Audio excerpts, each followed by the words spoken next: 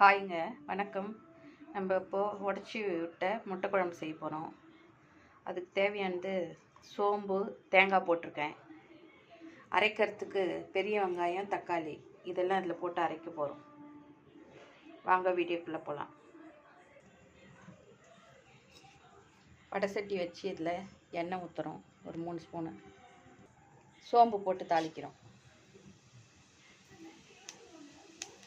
Cut பண்ணி வச்ச தக்காளி வெங்காயம் போடுறோம். வெங்காயம் தக்காளி வணக்க கொஞ்சமாக உப்பு போடுறோம். கொஞ்சமாக இஞ்சி பூண்டு பேஸ்ட் போடுறோம். அரைச்சி வச்ச தேங்காய் மசாலாவை இதில் போடுறோம். இந்த மசாலாவில் மஞ்சள் பொடியும் மிளகாய் பொடியும் போடுறோம்.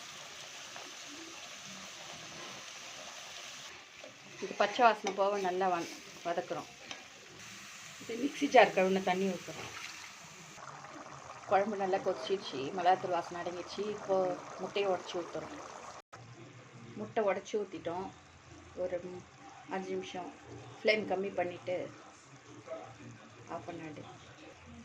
உடச்சி விட்ட முட்டை குழம்பு ரெடி. இதில் கொத்தமல்லி போட்டு நம்ம இறக்குறோம். இது இட்லி, தோசைக்கு, சப்பாத்திக்கு, சாதத்துக்கெல்லாம் நல்லாயிருக்கும். நம்ம சேனல் பிடிச்சிருந்தா சப்ஸ்கிரைப் பண்ணுங்கள், பெல் பட்டன் அமுத்துங்க, ஷேர் பண்ணுங்கள், கமெண்ட் பண்ணுங்கள்.